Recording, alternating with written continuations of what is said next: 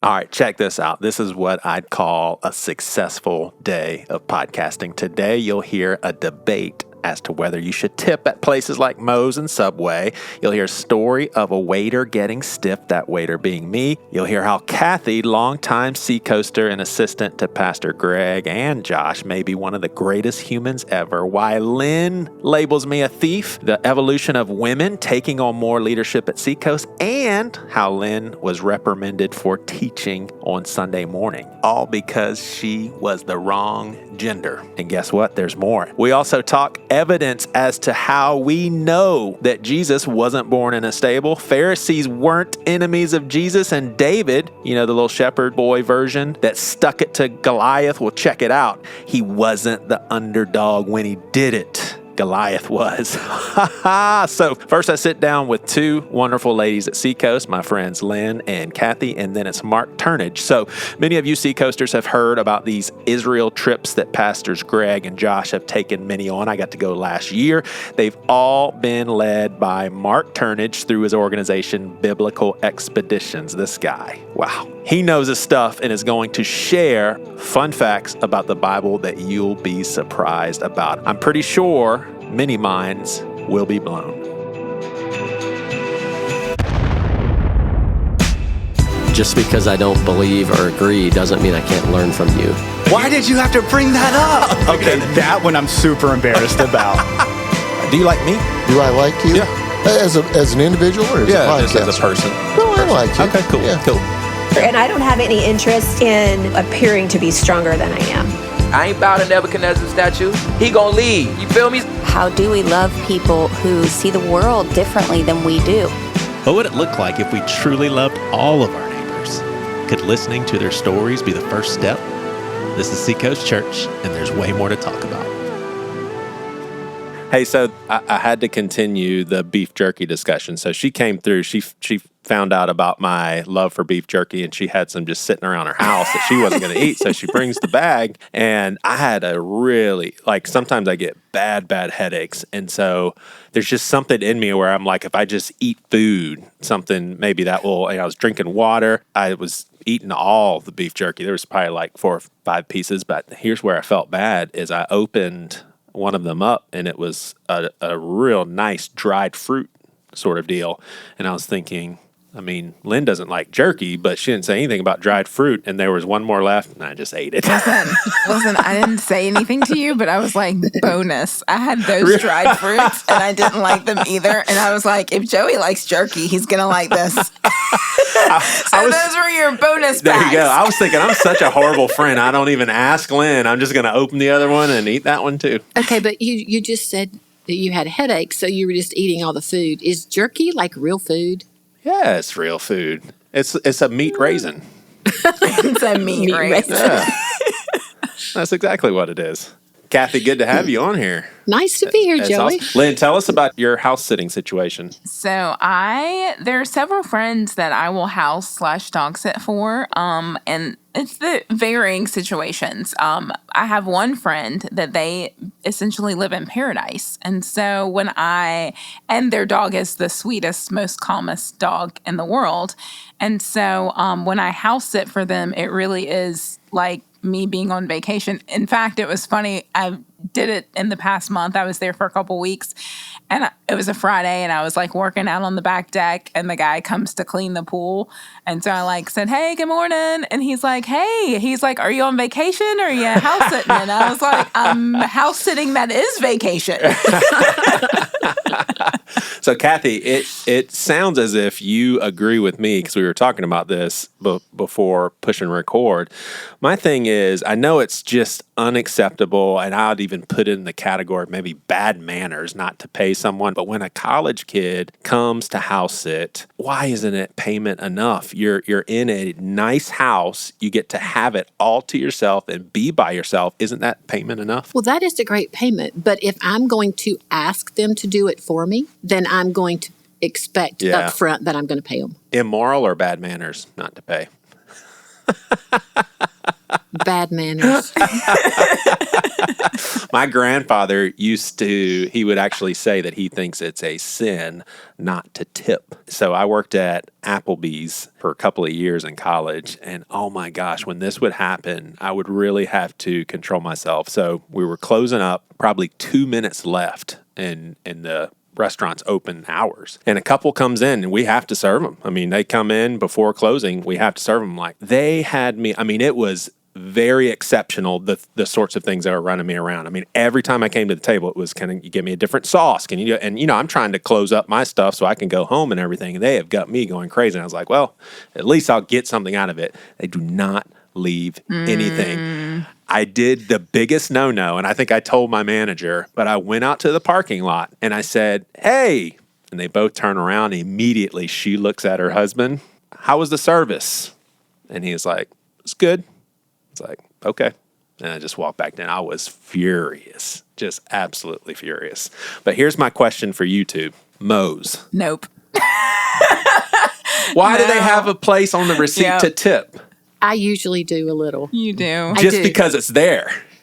No, I do it because they're working in an industry where they don't make much money, and I feel like they're Lynn doing and I me are a feeling service. smaller and smaller. And I'm not. so I want to give them something, and because I want to be generous. Yeah. So I'm always going to give them something. I don't leave them like large amounts of money, but I do give them a little. All right, so my follow-up question, I'm sure Lynn's got some artillery here too, but my follow-up question is, do you do that at a fast food, Chick-fil-A? Do you say, hey, here's an extra $5? Because I think the exact same thing is happening. So Moe's, you just see them do it. But at Chick-fil-A, you've got someone who's putting a sandwich together, putting all the stuff on, putting your toppings and everything. They're doing the exact same thing they are at Moe's, except Moe's are doing it in front of you, right? Right. And Chick-fil-A does it better. Chick-fil-A does it better. I agree. But that generosity is a good word. And would check me because I probably don't, and I say probably, don't always have a generous heart when I'm in a situation like that. But I would say I worked in the service industry for a long time as a server. So I've worked at Applebee's. I've worked at I'm a Ruby huge Tuesday. Tipper. I've Huge worked, tipper. and like, up until even 15 or 20 years ago, waitresses are still making less than minimum wage. So at a fast food restaurant, they're making minimum wage. Like, I was making $2.13 an hour. Most waitresses don't make minimum wage. The restaurants pay them less. And so, and you have to report at least 10%, whether you made that or not in tips. So I would say that I tend to be, and this is because of my experience, I tend to be way more generous with waitresses and waiters than I am in a fast food setting. Yeah. Especially if I go up to the counter and I just, you didn't bring it to me. Now it's different if I'm at a place where I'm going to go sit down and they're going to bring it to me. But that also is partly probably because I'm not as generous as I should be. Yeah. Well, I mean, my question is, for me, the rule of thumb is if I don't know what I'm tipping them for, there's probably not a good reason to tip. I bought their product. I didn't benefit from their service. I'm a great tipper when I sit into a restaurant, but I feel like I said, hey, here's what I want. They said, here it is. And I said, here's the money for it. They didn't serve me. They didn't serve me any more than what Chick-fil-A. In fact, Chick-fil-A will actually come to your table, at least the ones that I'm at, and take your trash voluntarily with no tips expected. Yeah. Are we changing your mind at all? Or you're like, you guys are selfish? You're not changing my mind. Are we selfish? I don't know that you're selfish. I just think I'm more generous than you. Yeah. So for you, it's not necessarily a here's why. It's just want to be generous. I want to be generous. I want to bless them. Yeah. If there was not a place for a tip, would you give them cash? If I had some, I might. Dang, Kathy's like female Jesus. Female Jesus. Is she the greatest human being? I just give them money because I'm generous. I mean, I'm a generous person too, but I don't. No, you're not, Joey. Yes, I am. You just realized we are not generous people. I'm just the one who admits it. All right, so just so you know, everybody, before episodes come out, our lead pastor and my boss, Josh Walters, will listen to these episodes. So I may get fired for this. I'm not proud of it, but I also got so frustrated. So there was a very similar restaurant to Moe's that I frequented. And my thing is I'm very low carb. So what I would order is I would say double meat, no rice, no beans. So the person that initiates that packaging, getting the plate out, putting double meat on, it's their responsibility to put a little label that says extra meat or something like that. This same place, probably 3 or 4 times in a row, by the time I got to the cash register, I would have to say, and there's extra meat, don't forget that. Finally, I just stopped doing it. I was like, it is not my job to tell you how much money I owe you. I ordered, and now it's your job to tell me what I owe you. I was sick of it. I was just like, you guys have to do your job. I'm not going to tell you extra meat every single time. That's really bad, right, Kathy? No, it's not really bad. Okay. Lynn? Lynn's respect level just went down for me. But seriously, I just got to a point I was like, why am I having to tell them what I purchased? Well, and That's part their of me job. even wonders if, like, the person plating it doesn't care and they're like, we'll just give them the meat without charging them. And I'm taking away their blessing by reminding the person at the cash register. I'm robbing from them. It's going to be. When I do well, that. You're robbing either way. You're robbing them either way. Well, I would rather rob the store than rob them of their blessing, because I think from an eternal perspective, okay. Kathy, you've been here since 2001. You have seen this place change like crazy. I sure have. So I started attending here in 2002. So my earliest memories of Seacoast is typically sitting in the balcony of the student center now, I guess it is. And we would come pretty much every Sunday. We'd come to some First Wednesdays. Is it a neat thing for you to just see what has happened at Seacoast the past 21 years? It has really been so fun to have a seat on the bus, to watch him do things. Especially like when we went multi-site, everybody was doom and gloom for a couple of days. It was like, oh, we can't build. Yeah. Because God had another plan that was going to be far greater than us enlarging the sanctuary where we were. So that was really exciting. And then we're like, we're going to try this. We're going to do something new. So we did something new, and it worked. Kathy told me the other day that Pastor Greg has told her, you cannot write a book about your experiences because you know too much. No books, no documentaries. No books, no documentaries.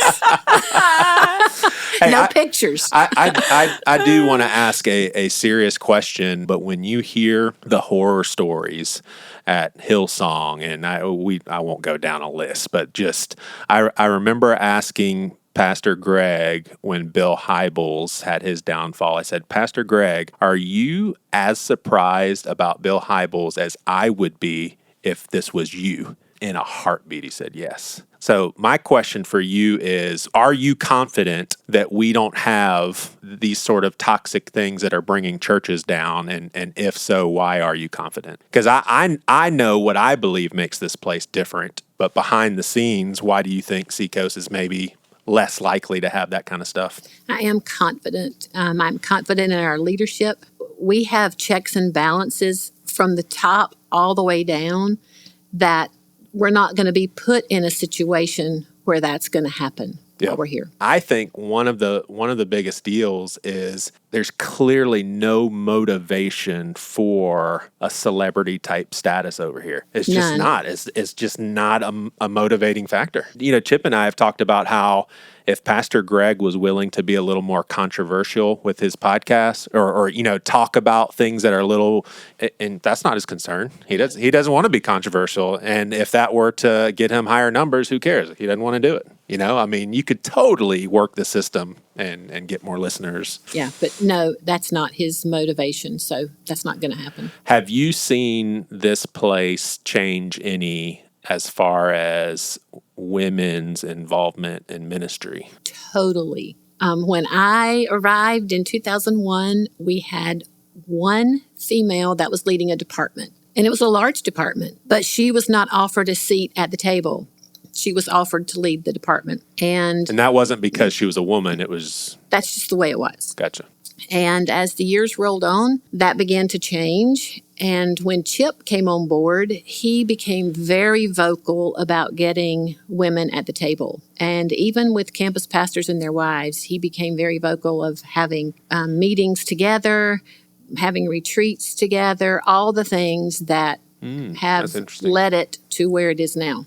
I think it's noteworthy that, at least from my perspective, there was no fight on it. Like, it's almost like Chip brought to everybody's attention. Everybody's like, oh, yeah, you're right. Let's do it. No, like, there was wasn't no like a fight. tug of war. No, there was no fight for it. You've taught it like some of the prayer stuff, like cleansing streams and some of those old school ministries. Was that something that would have happened since day one when you got here, or was that part of a progression too? No, that was happening already when I got here. But women pastors, did we have any official pastor? We did not have a woman pastor at that time. How have you felt, Lynn, as you're administratively gifted, but you also have a ministry mindset, and that's a part of who you are is ministry. Have you felt like you've had any restraints on God's calling on your life being here at Seacoast? I don't. That's the crazy thing. Not internally, not from staff, not from leadership. I mean, even when I moved, like I was the children's director at the Irmo campus and then moved here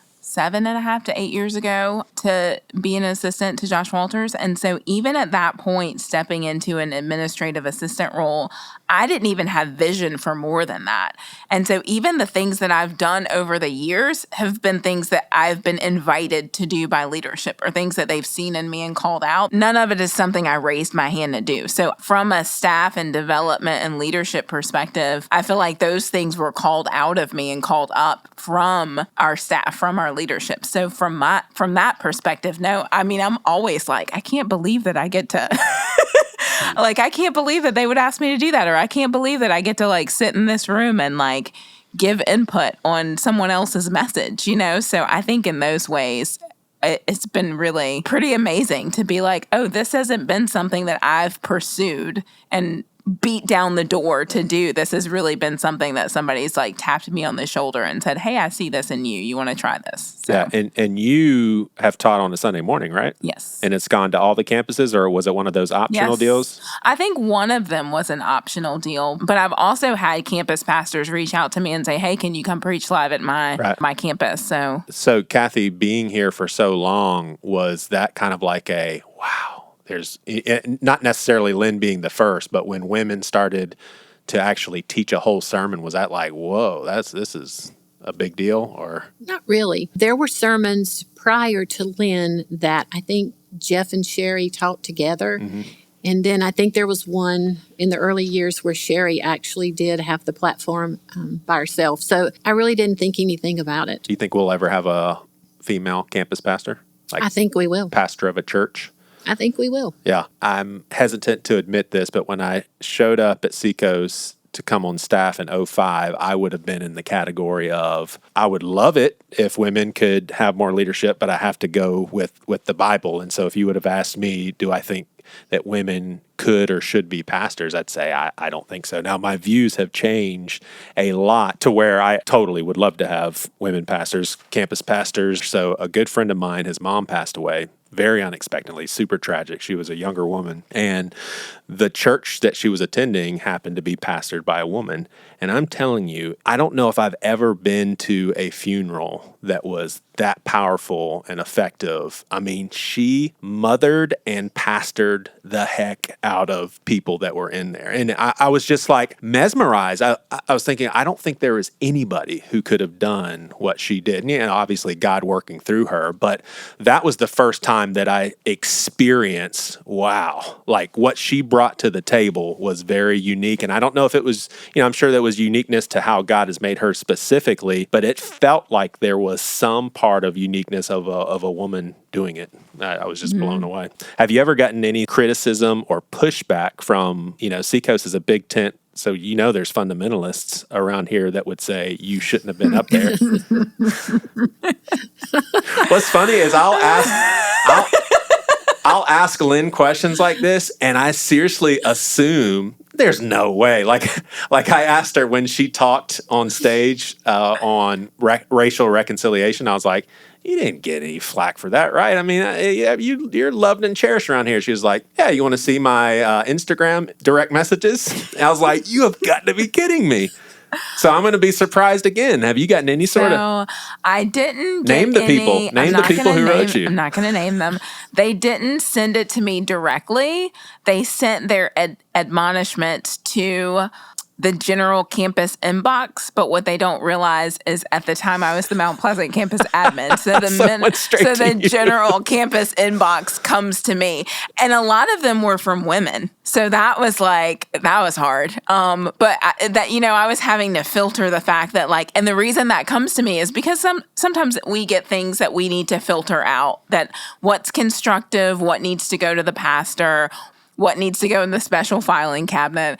So one of them in particular, the person couldn't have known that it was coming to me, but her admonishment was to our pastors for allowing it.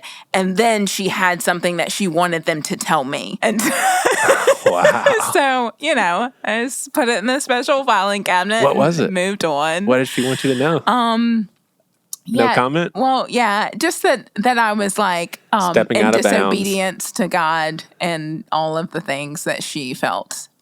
And at that point, that wasn't the first. I think that was the second time that I had taught on a weekend. And so it's the way I feel is you have, that's your opinion. And if you can't live with that in this house, then... Not the place for you. Yeah, because it's you see what's going on. I wasn't the first woman to ever teach on a weekend.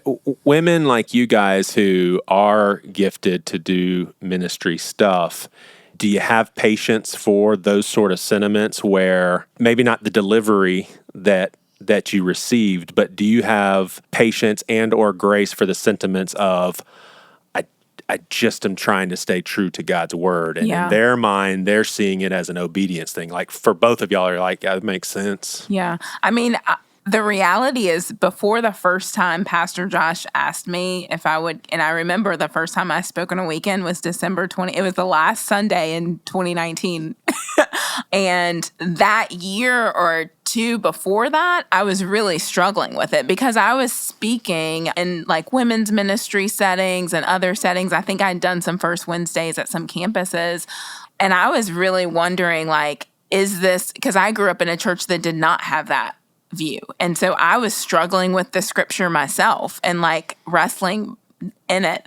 And I think the year before that, when we were still in the old building, there was a Sunday when Pastor Darren was preaching and I was hosting, and that I'd never met him before. So that was I think that was the early days of him coming on staff as a teaching pastor.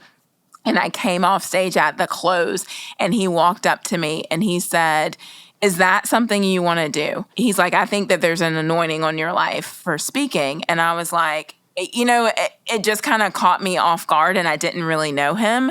And at that point, I was like, I'm okay with hosting. I'm okay with women's ministry. I'm okay with these things, but I wasn't sure if that lined up with God's word. And so I was wrestling through that for a couple of years and had someone, a woman pastor who spoke some things into me that I had settled what I believed right before that invitation from Pastor Josh. And so I have a lot of compassion for people who believe that because that's something I had to wrestle through myself. So same for you, Kathy? The same. Yeah.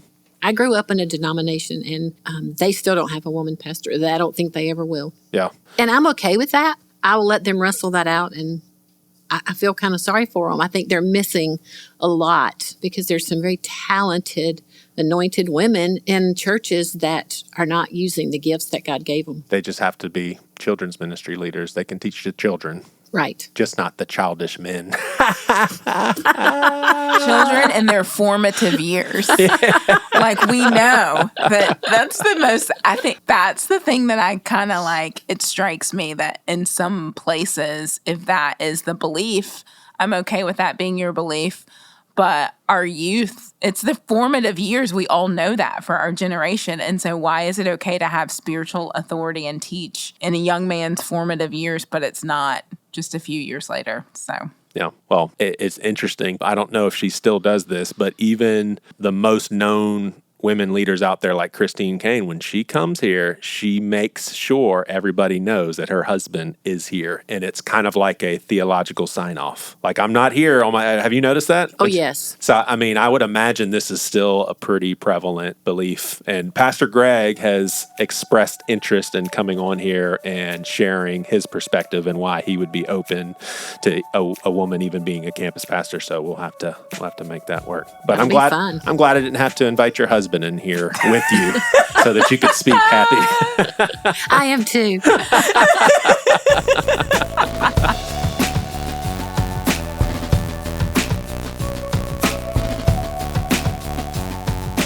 All right, Marc Turnage. This has been a long time in the making. We've talked about doing this for a long time, and we're finally getting to do it. Have you been the guy to take all of the Seacoast people on Israel trips? Because Pastor Greg's been telling the church about these Israel trips now for, 10 years. Have you been the guy each and every time? Yeah, I have been. I actually had the privilege. In fact, the first time I met Pastor Greg was on a trip that we did for the lead team of the Ark. That's where Pastor Greg and I hit it off. Nice. I've only been to one trip, and it was in November, and I'm pretty sure you told us that Seacoast is kind of your favorite, but you tell everybody that, right, Marc? No, I actually don't.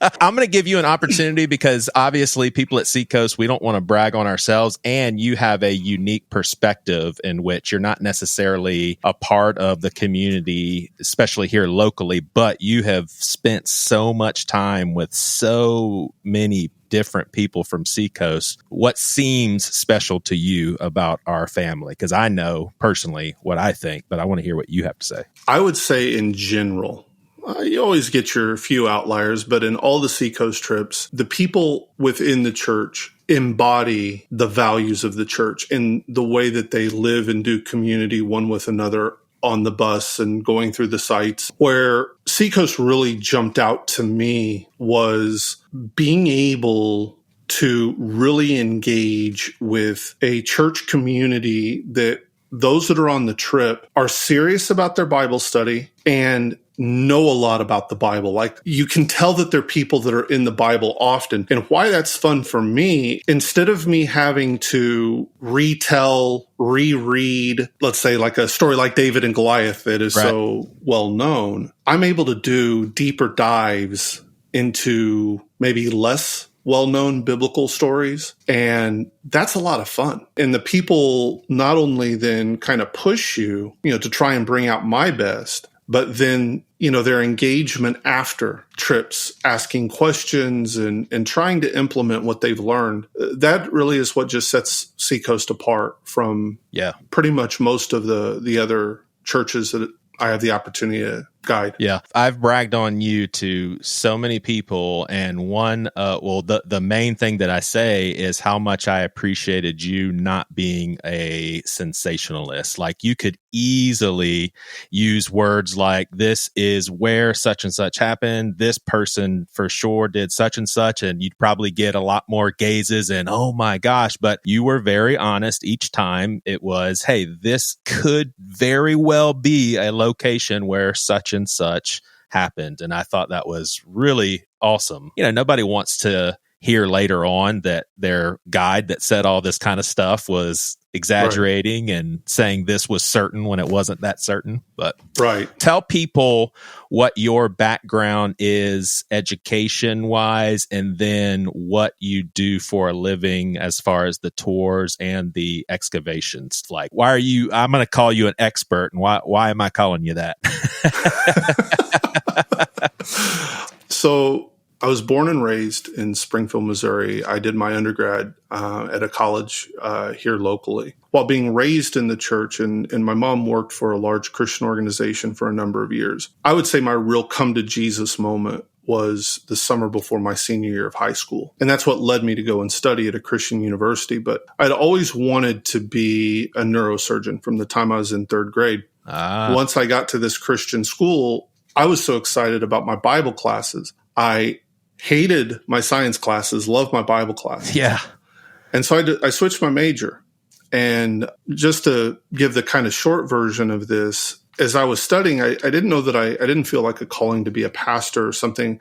I didn't really know what you do with a Bible degree. But I went on my first trip, just a regular kind of pilgrimage tour with my parents the summer between my sophomore and junior year of college to Israel. Then came back and I met a professor who had lived in Israel for about a year and a half, had studied there. I was studying biblical Hebrew with him, and he began to show me how issues of land and language and culture make the Bible not kind of a choose-your-own-adventure book, but actually... Those were pretty rad books, but yeah, I don't think Listen, I loved them. I was all about the choose-your-own-adventure. Me too. And I was the kind of personality that what I would do is I would be the one that would intentionally... I knew where they were trying to drive me, and I would pick the alternative route just to see, Hey, I hated reading so much that sometimes I would just skip from one choice to the next, not having any context.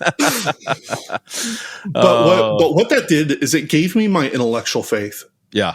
And so when I needed to look at graduate schools, the only place I wanted to go was to study and live in Israel. So I lived in Israel for 7 years, did my master's, did all my doctoral courses. I'm actually in the process of finishing my PhD right now. I may be one of the few people, if I get this done, Joey, I may be one of the few people that is actually going to write his dissertation in 3 months, but we'll see. Wow. Dr. Marc. Do I have to call you doctor next time I'm in Israel? No, not at all.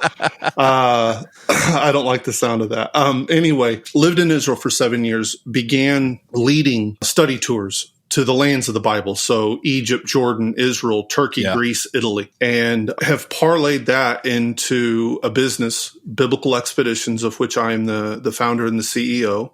Our entire goal is to use the world of the Bible to help people understand and encounter the words of the Bible. So you mentioned the fact that, not trying to sensationalize things on a tour. And that's why, because for us, the travel experience is not just to get you there and say, okay, now you can see the Sea of Galilee and now you've been in Jerusalem, and to create that kind of sensationalism. But I tell people all the time, what matters to me is that by walking where Jesus walked, you will walk differently when you go home. And the only way that that can happen is if people begin to see that the Bible belongs to its world, not ours. And so to interpret and understand the Bible, we need to first start by stepping into its world. And so that's really what we've uniquely built Biblical Expeditions around. And out of that, we've spun out and do online courses and things like this. And then you mentioned the archaeological excavations. So when I was a student in Israel for an archaeology course, I wrote a seminar paper about the question of the city we read about in the New Testament known as Bethsaida. At least 3 of Jesus's disciples, Peter, Andrew, and Philip, came from Bethsaida. And in the vicinity of Bethsaida, Luke tells us is where the feeding of the 5,000 takes place. Yeah. And so there's been a debate going back into the 19th century as between 2 sites. While I was a student, one site had been excavated for about 30 years. They stopped excavating it just a few years ago, but it didn't fit. I mean, this site is 1.5 miles from the shoreline, and I don't know about you, but I don't know too many fishermen that are going to drag their boats 1.5 miles to find the water. And so the alternative site had never really been. We got places now that are storing and cleaning your own boats for you. Exactly. And so there was an alternative site, had never really been seriously excavated.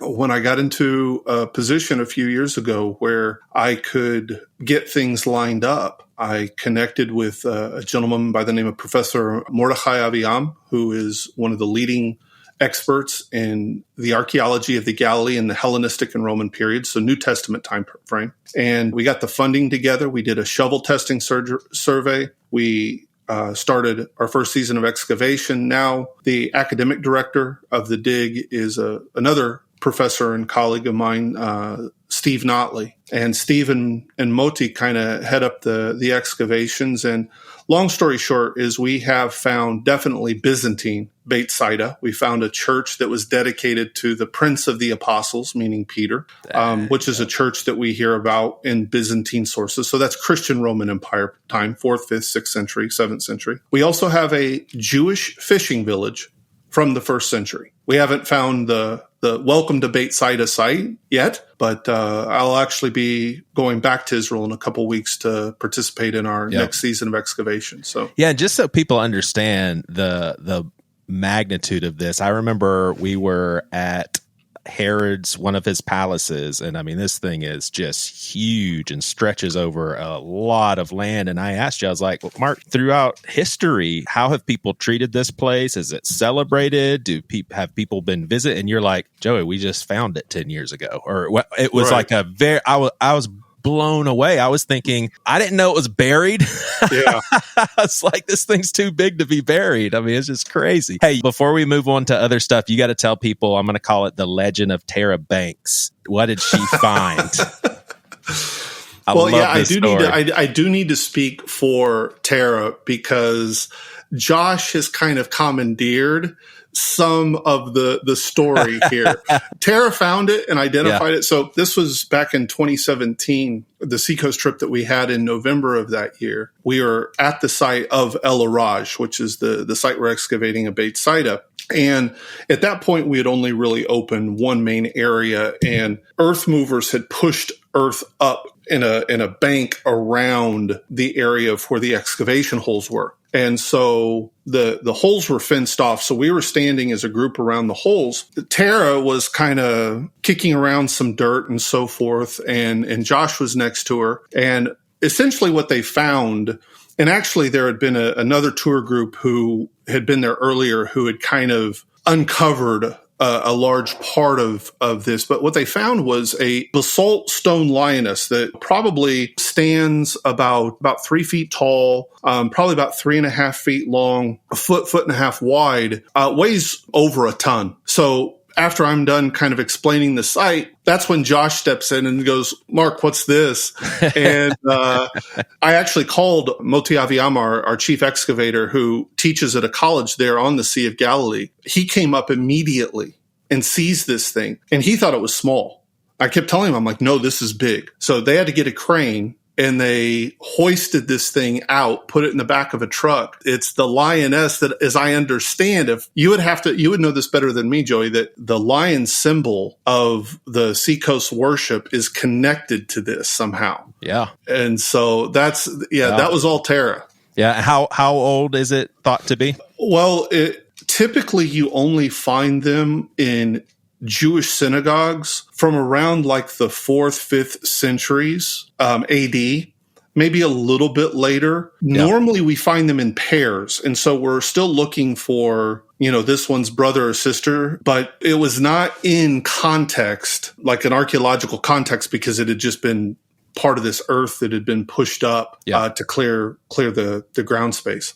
Yep. All right. So I asked you, I said, Mark, can you send me some things that would fall into the category of things that you may have been believing in the Bible that aren't true? And so we're going to do that, but I'm going to have a little fun, put you on the spot here. And I will just say, people, he's not going on the record. We're having fun and he's making guesses. But given what you've studied, Mark, and what you've seen and what you've excavated, what is the percent likelihood that Jesus was a historical figure, just a person that existed? 100%.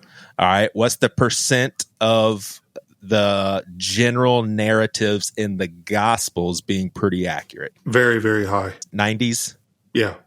All right. And then outside, you and I both share the same Holy Spirit. So that is a part of this process for us. But outside of the help of the Holy Spirit, based on the data, what percent chance did Jesus actually rise from the dead? I mean, I'll say it this way. We don't have the YouTube clips. Right.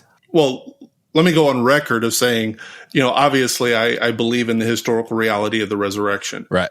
I think that one of the things, though, that especially we have to recognize within our post-Enlightenment Western world today is that we have a standard for truth in some respects that, frankly, isn't always even valid by our own standards. But more importantly than that, that is definitely not the way that the ancient world looked at it. And I'll give you a quick story here to kind of illustrate what I'm talking about. I was once at an academic conference and a colleague of mine was talking about, the demon possessions and exorcisms in Mark's gospel. In the middle of his presentation, he says, well, no one here actually believes in demons and demon possession. Now, not everybody agreed with him on that, but he came up to me afterwards and we were talking and everything, and he asked for my feedback. And I said, well, here's the problem. You start from the assumption that your assumptions, your modernist assumptions, are right. Mm-hmm. And whether or not you believe in demons and demon possession, Mark and his audience did. Now we can sit here and say that, well, they're a pre-enlightened society and they're explaining all of these different things. That's immaterial. When we come, as our jobs as readers of Scripture is to ask the question, what did the author and the original audience, as best as we're able to determine, what did they think and what did they believe? And the reality and the belief of the resurrection of the dead is a core theological idea within certain streams of ancient Judaism. And what we see when we look at even Luke's presentation of Paul's preaching, for example, not just in Athens, but Athens was the main one, but throughout the book of Acts, what Paul writes, like in 1 Corinthians, Jesus' followers were convinced of a bodily resurrection of the dead. And so much to the point of giving up their own lives in a very torturous, horrendous way. Yeah. Correct. And I think that one of the things that we have to be careful of when we are stepping back in the world of history is to impose our kind of modernist scientific ideas. And let's just also say this. I mean, science is always still changing. Is a light beam, a wave or a particle? Yes. It's like, so I think that we have to be very careful of just simply discounting something because, well, I've never seen someone raised from the dead. Yeah. And that doesn't make sense to me. Right. Well, from that standpoint, and let's just say it this way, the expectation was there within Jesus's cultural world. Yeah, for sure. Man, that's good stuff. All right. I want to get through as many of these as possible. So if we can, you've got so much information. So I tell you what, you answer these however you want and just know my intention is to get through them all. And if you run out of time, say, time's up.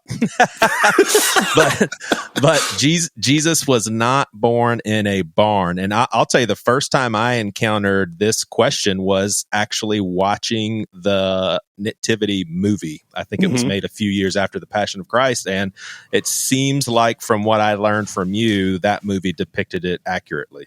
Yeah. I think the thing that we have to all understand is that when we come to many of our Bible stories, we are far more influenced by our traditions and by our artwork, whether that art is being painted or whether it's a video representation, than we are by actually carefully reading the Scripture. And when we come to the depiction of Jesus being born in a barn, we need to understand that depiction of Jesus's birth was never part of Christian artwork until the Middle Ages. What you have is medieval and Renaissance painters who are not familiar with the physical world of Jesus. And so they're portraying the story is they understood it within their world. So, I mean, just take Da Vinci, for example. His biblical scenes are the landscapes around, like Florence and Venice and Milan and so forth. So I think one of the things that we have to first start off is just to acknowledge that even historically, Christian artwork has not depicted Jesus that way. The earliest depictions are of him being born in a cave. And we even have a 2nd century non-canonical gospel called the Proto-Evangelium of James that mentions Jesus being born in a cave. The other thing, though, that I would say is when we look at Luke 2, where we have the story of Luke's birth narrative, it really doesn't look anything like, when we begin to read it carefully and then begin to place it within kind of the contextual world of Jewish marital custom and things like that. There are some things that we normally put into the story that aren't there. I mean, and one of them is the barn. Yeah. The other is, and I say this often to people when I'm talking about this subject, if anyone can find for me an innkeeper, I'll give them $1,000 if the innkeeper is there in Luke 2, right? But yet every one of our Christmas pageants, we've got the little innkeeper, usually dressed up in his dad's oversized robe, And the inn with no room. and he has one line, right? No room, right? But that's not in the biblical text. You have blown some minds just now, I'm pretty sure. When we come to reading the Bible, the first thing we always need to do, first of all, I would say we need to slow down. Sometimes we try and read too much. And what happens then is we start chunking in ideas and pieces of information without really paying attention to the text itself. Yeah. And there's no barn. All right. Most sacrifices had nothing to do with sin. And I'm assuming you're talking a lot about the Old Testament here? Correct. Of the sin sacrifices that are listed within the Mosaic Law, only 17% pertain to sin. Most sacrifices were about feasting and celebratory and so forth. And what's interesting within not only, I would say, the Old Testament worldview, but also within the New Testament worldview, the sacrifices for sin were only for sins that I unintentionally committed against God, right? I mean, just going through life, you're going to do something that you didn't intentionally mean to do against God. And that's why you bring the sin sacrifice. On the other hand, well, if I intentionally sin against God, what am I supposed to do? Well, I mean, that's where you get like Psalm 51. You do not delight in the sacrifices of bulls and goats, but in a broken and a contrite heart. This is where we get this idea of repentance and brokenness before the Lord. But here's the other side of this. If I sin against you, I don't, A, get to make a sacrifice to fix it, and B, I don't even get to repent before the Lord. I've got to go make things right to you, and even making restitution up to 4 times. In the gospel story with Jesus and Zacchaeus, where Zacchaeus says, I give half of what I make, I'm giving half of it to the poor. And if I defraud anybody, I pay them up to 4 times. He's doing exactly this very thing. And of course, Jesus' response is that today salvation has come to this house in response to that. Yeah. All right. So this one has forced me to really be careful how I say things, because I have so many times said, these people are more like Pharisees this, Pharisees that, the bad guys, the ones that crucified Jesus, hated Jesus, was always talking smack to Jesus. And you're telling me the Pharisees were not the enemies of Jesus? Correct. Man, and Jesus was a Pharisee, could have fallen to that category, right? If we were going to place Jesus kind of on the theological spectrum of ancient Judaism, yes, he fits in the world of the Pharisees. Oh, man. All right, so what the heck is a Pharisee then? And who are the ones that were the jerks? Well, look, I mean, I think there's a couple of things going on here. One, first of all, let's go back to our whole thing of reading the text carefully. When it comes time to hand Jesus over to Pilate, in all 4 of the Gospels, the Pharisees are never mentioned. It always mentions the chief priests, their scribes, and the Sadducean leadership of the people. And the Sadducees and the Pharisees are not the same groups. Okay. That does not mean that Jesus doesn't have conflicts with the Pharisees.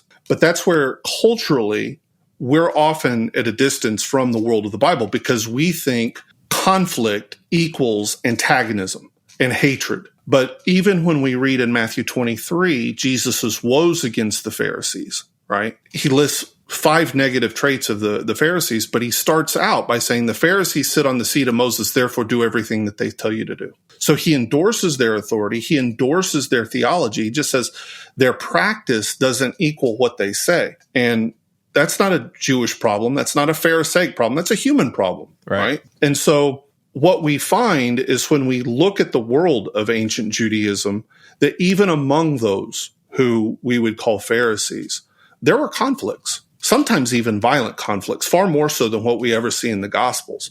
But there were conflicts. Judaism is a culture of conflict. When we see Jesus and the Pharisees in these debates, it's not that they're trying to kill him. It's not that they're trying to trip him up, but more it's coming from this vibrant world of debate that is going on and argument. Doesn't mean that they're all going to agree with each other, but just because they don't agree doesn't mean that they want to see him dead.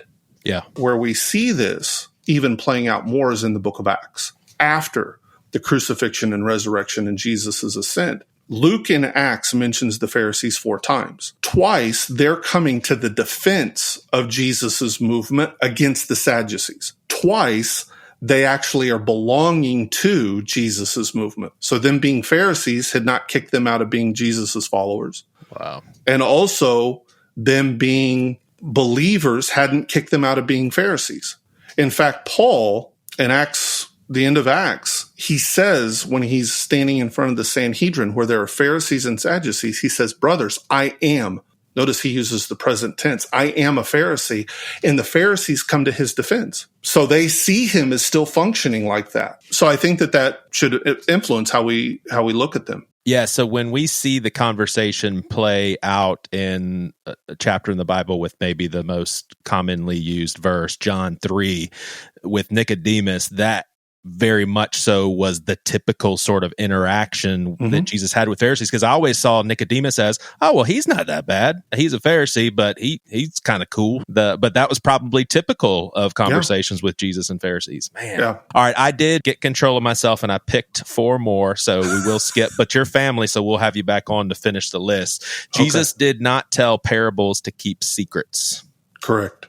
Parables are told to make things understood. They're told to convey to the common person theological ideas. What God wants from me, as one of my professors said before, if you want to know the will of God for your life, study the parables of Jesus. Part of the difference or the distance that we feel between ourselves and the parables is parables are completely encapsulated in the world of the people that they're living in. And the best way I can help modern readers or listeners to understand this is, bring somebody from a foreign country where their version of football is soccer. Right. And, put them in SEC country. Yeah.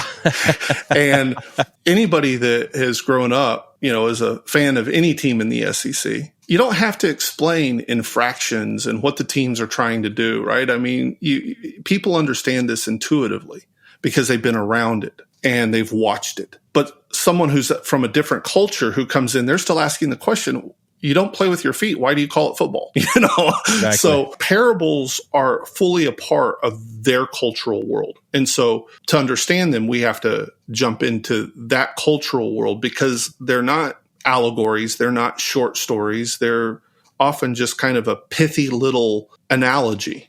Yeah.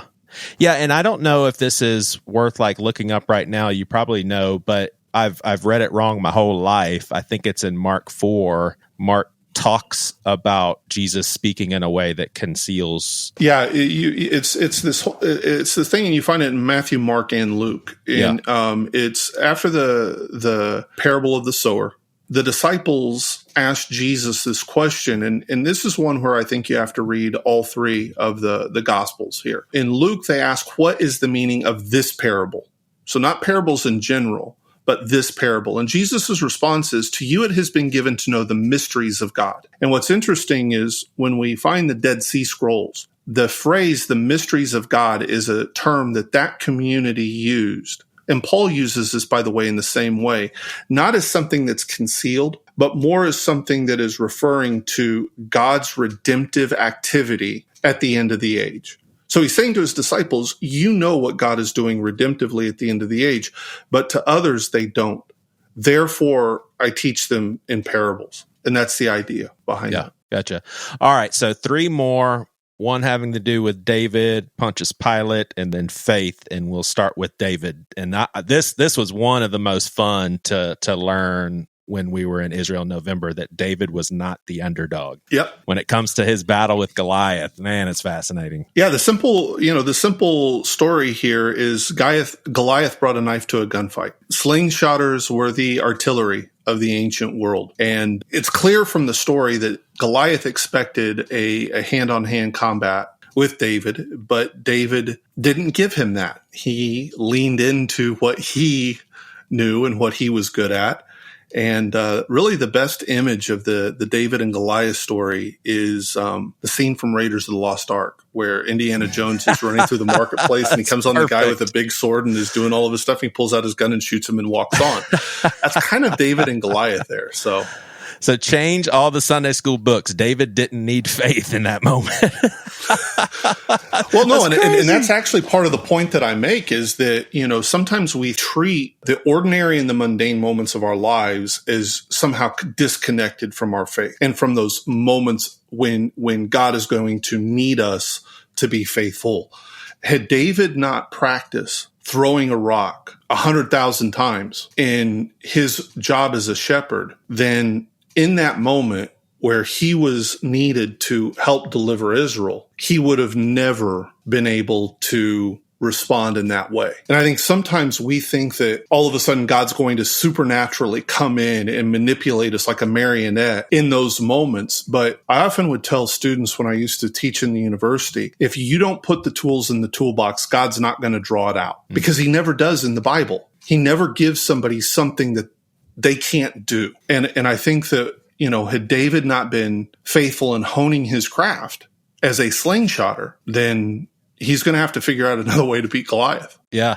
Now, and I know we need to move on, but was it culturally known that shepherds were good at that sort of thing? Because I'm pretty sure it says something along the lines of the Israelites were terrified by the size of Goliath. Did they not know there would be someone in their midst as a shepherd who could take this guy out with a slingshot? Well, it's not just shepherding. And I think that one of the things that the author of Samuel is doing here in this story, because the figure that should be facing Goliath is Saul, but Saul's not. And it's part of this way where the author of Samuel is setting up this contrast between Saul and David. And what's even more pertinent here is at the end of the book of Judges, it states that the Benjaminites, that's Saul's tribe, were the best slingshotters in all of Israel. So technically, David doesn't play by the rules, but he uses his cunning in order to deliver Israel. And there's this sense where Saul should have been able to do the same thing, but he didn't. And it's this kind of contrast between the first and second king of Israel. Yeah. All right. We all think that Pilate's a pretty good dude. Pilate was a butcher. When we look at Pilate within the ancient sources, the Jewish writer of the first century, Josephus, when he's trying to explain the poor Roman administration of the land of Israel, spills more ink describing Pilate's mismanagement than just about any of the other Roman governors. You say, well, how does this fit with what we see in the Gospels? And before we answer that question, I think there's a more fundamental question. Why is it that Pilate is wanting to crucify anybody in connection with the Feast of Passover? And Barabbas was the one that was going to be. Right. And the two other criminals. Yep, and these are they're not just criminals. They're not like pickpockets or larcenists or something like this. Are they murderers? They're actually, the term that is used in Greek in the gospel is the same term that Josephus uses to describe those who are political insurrectionists. Okay. So they could start big rebellions. Correct. And that's what Barabbas has done. In effect, what Pilate is doing is the Feast of Passover is Jewish 4th of July, right? God delivered us, freedom, liberty, and so forth. And what Pilate's sitting here doing, say, you just celebrated Passover. We're in the midst of your celebration of Passover. Let me remind you who's in charge here. And so what he does is he's going to crucify these individuals who are symbols of Jewish hopes of redemption. The hope of the Romans being kicked out of the land of Israel. Yeah. It's kind of like where we have this, we see in, even when you look at what the colonists did in the American Revolution of hanging King George in effigy. Well, these are kind of effigies, but they're just live human beings this is being done to, right? Once we understand that about Pilate, then it begins to help us to shape up what he's doing. And he does not see Jesus to be the threat that he sees Barabbas as. He also doesn't see Jesus as potentially in his movement as being retaliatory the way Barabbas probably will. Yep. But the chief priests see Jesus as more of a threat to them, to their power, to their financial security, and ultimately to the stability of the status quo because of Jesus's popularity with the crowds. And so what happens then is they make this deal, and what we see them doing is the same haggling that goes on in any Middle Eastern bazaar to this day. Once Pilate agrees, then Pilate and his soldiers become part of this mock coronation. And make no mistake, the sign that he puts on Jesus's cross is not his profession of faith. And it's not just saying, well, this is why he's being killed. It's also saying, here's what we do to your kings. It's making Jesus this effigy, if you will. Very reckless with human life. Well, yeah, that's kind of the way. And never forget, we today read Julius Caesar's Gallic War, right? When Julius Caesar goes into Gaul. But where does that come from? He's writing these stories back to Rome to build his popularity with the Roman people. And he's outlining how he killed 1 million Gauls and enslaved another million. And the Romans are like, this is awesome. So, I mean, it's a different world than what we, and a different value structure than what we have. But the other thing that we know about Pilate is there is a psychological weakness to him as well. Pilate has this exaggerated devotion to the Emperor Tiberius. So much so that in archaeological excavations at Caesarea, which is on the Mediterranean seacoast, which was the headquarters of the Roman administration of the land of Israel, they found an inscription. They didn't find the building per se, but they found the inscription dedicating a small temple to Tiberius, who was the emperor, by Pontius Pilate. And everybody goes and they say, you see, here's an inscription of Pilate, and that's what's fascinating. And they miss what really the point of this inscription is. This is the only evidence that we have of a Roman citizen dedicating a temple to a living emperor. He also exemplifies this on the coins that he mints. So Pilate has this exaggerated devotion to the emperor, and things he does consistently shows this. And if you notice in the Gospels, what do the chief priests say to him? If you don't kill this man, you're no friend of Caesar. And that's what he wanted more than anything. Wow. So you get, on the one hand, his tendencies to be a butcher. Ultimately, he will be removed from power because of his brutality. But on the other hand, you see this encapsulated in this psychological weakness that wants to ingratiate himself to power. All right, so we'll wrap it up here. Faith is not belief in the Bible. Let's before you dive in here, are you talking about like saving faith? I'm talking about the term faith. Okay. In the Bible, faith is not belief. The easiest way to explain this is, let's start with Greek. Of course, the Bible's written in Greek, Hebrew, and Aramaic. Let's start with the Greek language for a moment. In Greek, the term pistis is a secular term. Okay, pistis is what we translate as the word faith. You never find it within the corpus of Greek literature being used to talk about belief in the gods, because the ancient people were religious people. They believed. So you never used the term faith. It was a secular term. It was never used in a religious context of believing in the gods. So in the secular terminology, what did it mean? It would better be translated in what we would think of as trustworthiness, trust. So would it work then to say, when my oldest daughter was old enough to stay home with the kids, we had faith in her as far as everything would be fine? You trusted her. Yeah. You trusted her.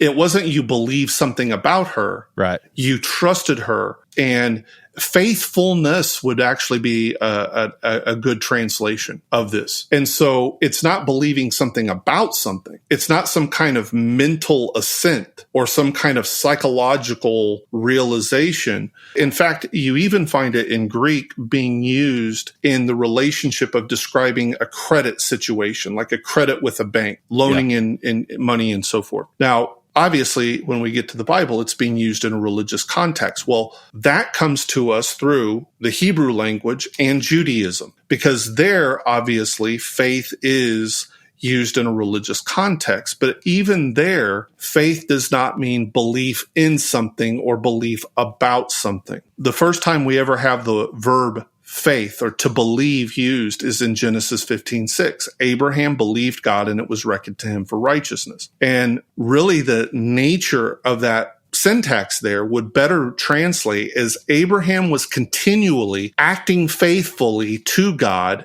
and God reckoned him for righteousness. So again, what you find is even in the Judaism of the New Testament, the Hebrew of the Old Testament, that the language of to believe and faith would better be translated as faithfulness, trustworthiness. And why I say all this is because sometimes we've created this dichotomy because of the Reformation of faith versus works. So we mean faith is like some kind of psychological mental assent, and we have completely separated that in some respects from obedience and those kind of things. And we're constantly turning ourselves into these theological knots, trying to maintain faith, but also trying to grapple with this issue of obedience and works and things like that. And once we understand that the way that we're analyzing this language is because of how our world and our culture views it, and that wasn't the way that the ancients viewed it, but rather that in the world, both of the Greek-speaking world, but also the Hebrew-speaking world, that faith means faithfulness, trustworthiness, trust. There's an inherent then active component to that. Now, what are the implications then of that on the theology of the book of Galatians, for instance, when it talks about being saved by faith? By faithfulness. So that teeters into like a work-based salvation? Again, I think that when we frame it in that way, we're immediately framing it through lenses that the Bible itself is not looking at. Because what you also find Paul saying is,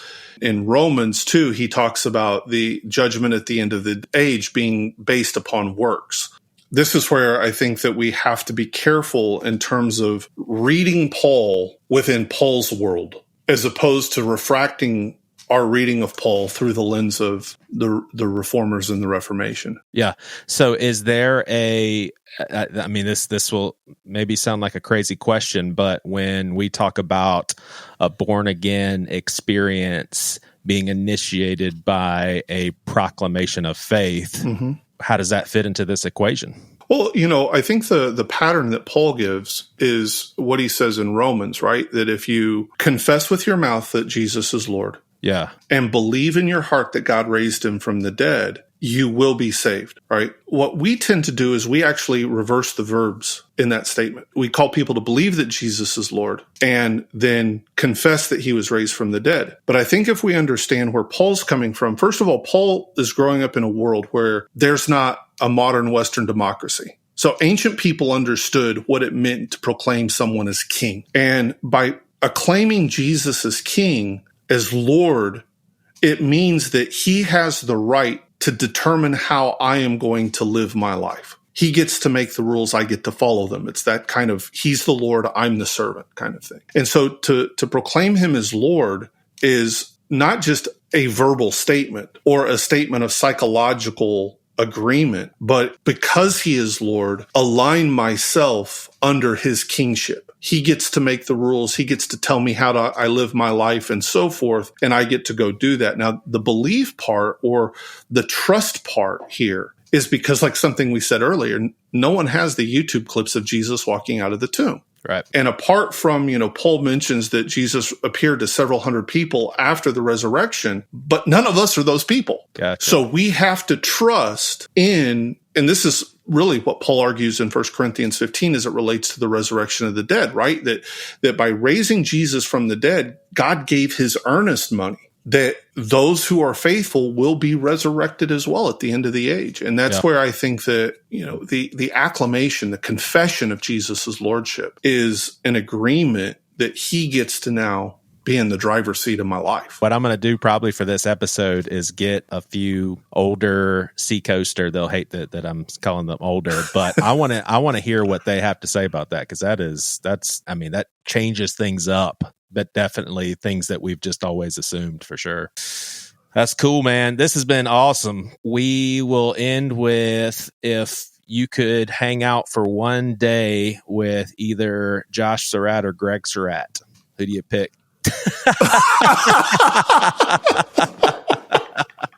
You don't have to answer. Oh, I'll answer it. Oh, let's hear it. It's not a fair question because Josh and I are friends and always becoming friends, and in many ways we're peers. Pastor Greg's my pastor. Gotcha. I mean, he has pastored me through good and bad times in my life, and he's an individual. Whenever I'm around him, I just simply, I love laughing with him and everything like that, but if I can, I just want to absorb his spirit. Yeah. While I appreciate Josh, and don't get me wrong, I was in Seacoast, and he knows this. I told him this. The last time I was there at the Mount Pleasant campus, he was preached a great sermon that I still go back to. And whenever he and I talk, usually it comes up on my end. And so I appreciate them both, but it's one that's, your buddy, and the other that's kind of like your mentor and your father figure kind of thing. So, Right. All right, so say it. Yeah, you haven't said it. You know, I gotta go with Greg.